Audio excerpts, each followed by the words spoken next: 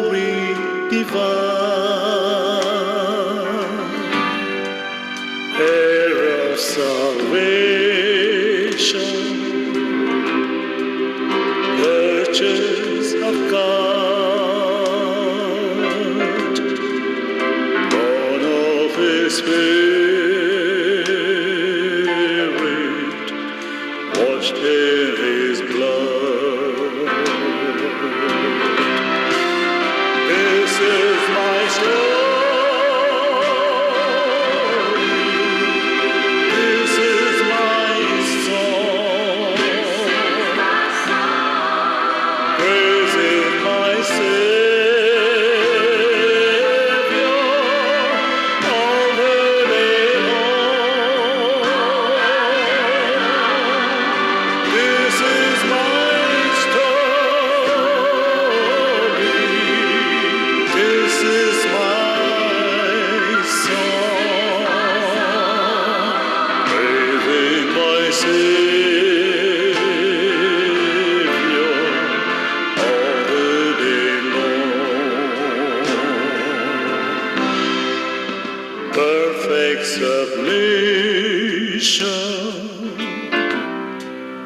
all is at rest. I and my Savior am happy and blessed, watching and waiting. I'm looking above, filled with His goodness, lost in His love. This is my story. This is my song. Praising my Savior all the day long. This is my story. This is my song. Praising my Savior all the day long. This is my story. This is my song. Praising my Savior all the day long. This is my story. This is my song. I'm praising my Savior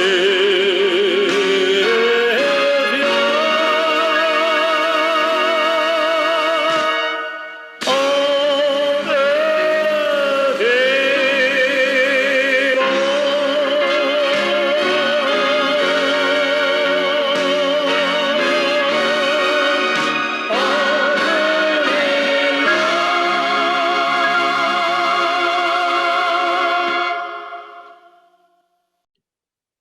Praise God for His goodness and mercy which endureth forever.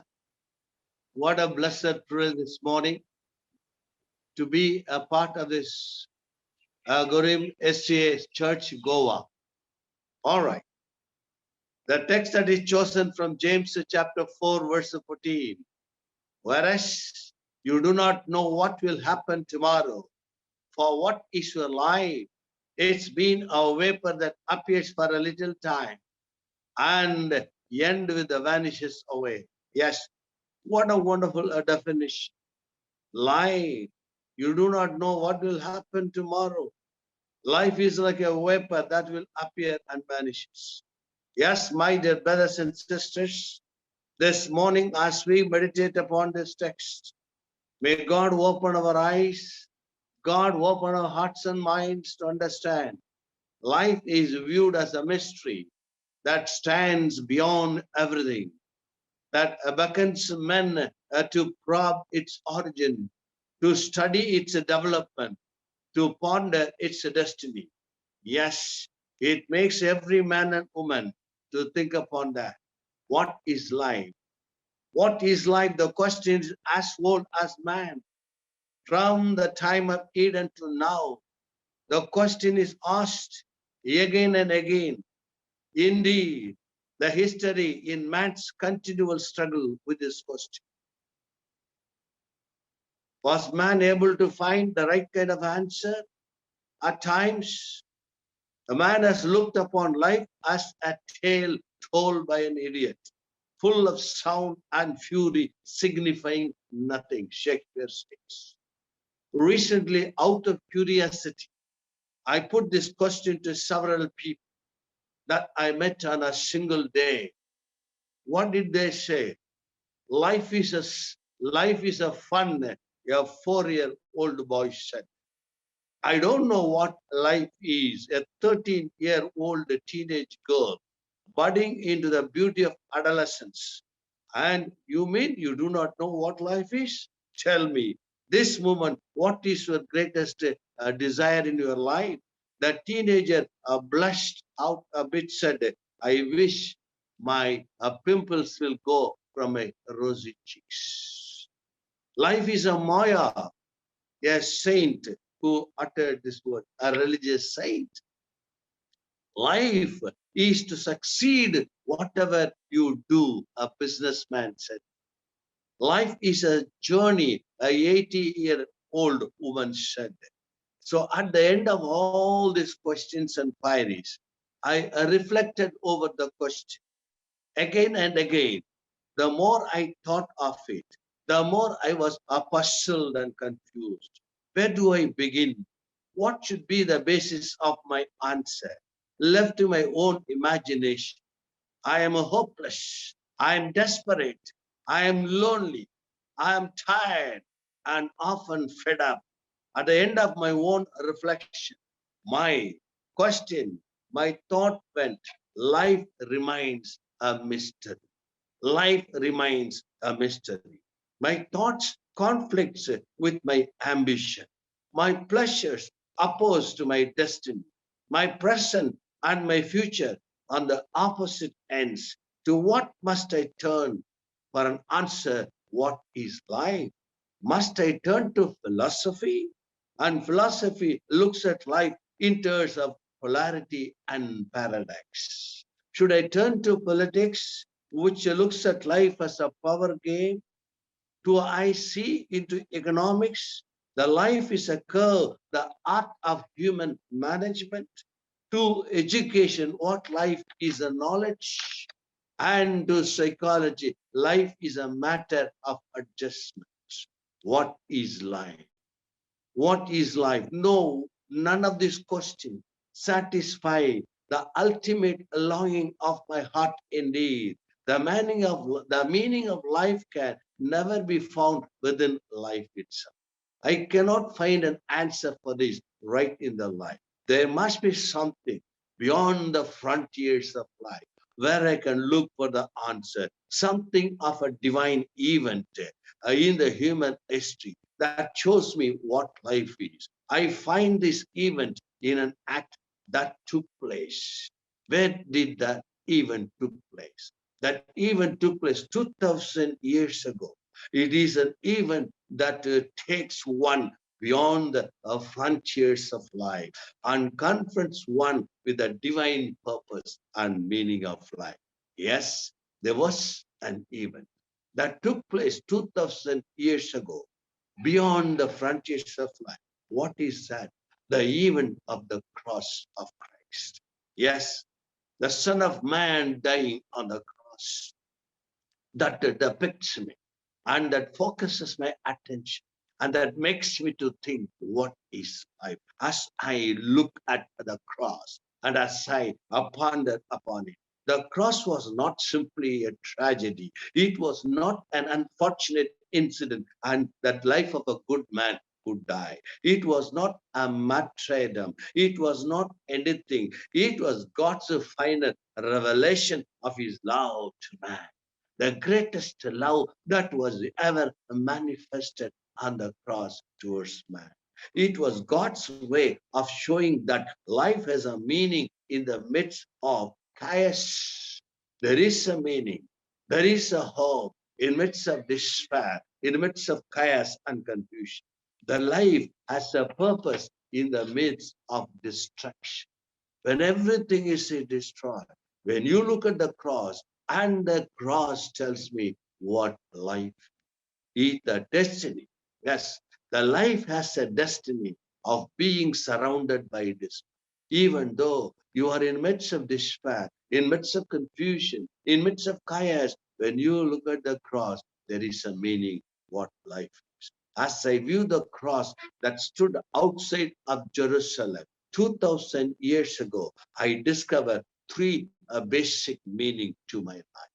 Yes, as I look upon the cross, and there beyond the frontiers of Jerusalem, 2000 years, and there a man was hanging on the cross.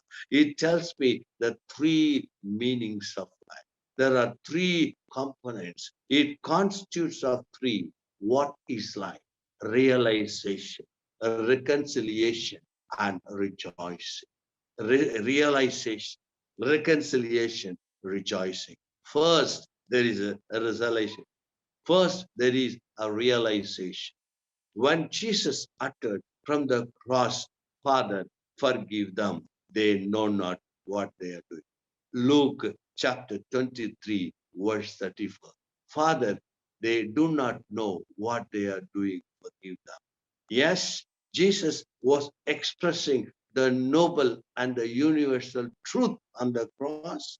The first and the foremost problem with the man is that he does not know himself. Yes, man doesn't know what he is. He doesn't know what the meaning of life is. In his ignorance, man's ignorance of self, man sets out on the path of defiled with the plunders. Yes, he presses forward on the way of plunder. There you see, he uses other men as machinery. Man uses other men as the machinery. He ignores the supremacy of God. God is supreme. God is first. God is first. Man forgets that. And there you see, man violates the principles of nature and confuses lust with love and self with God, and means with gold and beauty with butchery. Yes, man does not know himself. That's what. But the man on the cross, but the man on the cross, he would have gone there to save even if there is one human life, if it was all that needed to be saved. The cross has one message of love. There is a message that tells me and makes me understand what is my life. First, God so loved the world that he gave his only begotten Son, that whosoever believeth in him shall not perish but have everlasting life. John 3:16. Yes, in other words, I see my own worth at the foot of cross. I am worthless. I am a waste. I am a wretched. And here, as I stand at the foot of the cross, as I see the man on the cross, I see my worth, how valuable I am, how precious I am, how I am more important. Is that all? Is that all? No, that's not at all. The cross also reveals me that I am unworthy of that kind of a supreme sacrifice. What am I? What am I to have the greatest sacrifice, the only Son of God to come and die for my sins? I have rebelled against God. I have sinned against him. The sin has marred and bruised, wrecked the image of God within me. The sin in me has split my life, my personality, That which I would not want to do, I do. That which I would like to do, I am unable to do. I am powerless. I am helpless. I am wandering. I am no directionless. Yes, my friend. But even when I realize my own hopelessness, my despair, my condition, my wretchedness at the foot of the cross, I look up, behold, what God has wrought, what God has done for this worst sinner, what he has done. In the cross stands as a God's supreme revelation of his love towards a sinner, a man like me. And how wretched, what a sinner I am. As I look at the cross, and it stands the supreme revelation of God's love. There is a freedom that takes over suffering. Life strikes down death at the sinner, offered a place in paradise. As a sinner, which I am supposed to die, but here I find there is a place for me in the paradise. The cross challenges me to realize my life situation, to realize that I am worthy of everything. Yes. As I look at the cross, as I look at the face of Jesus, oh, my son, you are worthy of everything. I have died for you. I have purchased you with my precious blood. The cross places a dignity. Don't think that you are worthless. Don't think that you are valueless. And here there is a dignity on the individual, nothing else in the universe does. The cross tells me. The cross tells me that whatever my state may be, I have a hope. Yes, there is a hope for me. There is a hope for me, a hope of future. Yes, God promises as I look at the cross. The burdens of sin may have overwhelmed me. Yes, I am burdened with my sins. I am overloaded. And here the cross tells me, your sins are washed. I may be weak. I may be timid. I may be hopeless. I may be burdened by the guilt. I may be powerless to face life's great issues. But at the cross, the hinge of history turned. A sinner is made as a saint. A thief is made as a honest man. The hinge is changed in that. At the cross, there is a bringing about the change in the human life. Yes, what I am no more what I was. A new quality of deeper dimension, a new quality of the deeper dimension, a new worth, a new possibility has been injected into the human life. Through the cross, the guilt and the burden of sin have been rolled away. The sense of shame and inadequacy have been lifted. The man of the cross has said, it is finished. The man of the cross, he said, it is finished. John 19:30. I have done my part. I have purchased your blood by blood, and I have removed always. What a blessed vision. What a realization. What is my life? I see as I get a new life on the cross, how I am changed. Yes. The second component, the second component of life, there you find a reconciliation. After realization, reconciliation, reconcile. Life has a meaning only when the process of reconciliation takes over realization. Yes, life has a meaning and life become meaningful after realizing what life is for you, how worthful you are. You're a sinner, you have become a saint. And now realize how to reconcile with God. The cross is God's instrument of effecting man's reconciliation with Him. The cross, Christ has become a bridge. He has reconciled man, a sinful man. You don't worry, you don't fear. You can stand before God because I am standing on your side. Yes, here, reconciling. God was in Christ, says Apostle Paul. reconciling the world into himself. 2 Corinthians chapter 5, verse 19. What does it say? 2 Corinthians verse 5. He quotes that God was in Christ, reconciling the world unto himself, not imputing the trespasses unto him. Yes, because what Christ did on the cross, because of his great sacrifice, I am able to stand before God without sin. I am able to stand before God without sin, without fear. That which estranged me from God has been dealt with. As far as the east is from the west, so far he hath removed my transgression.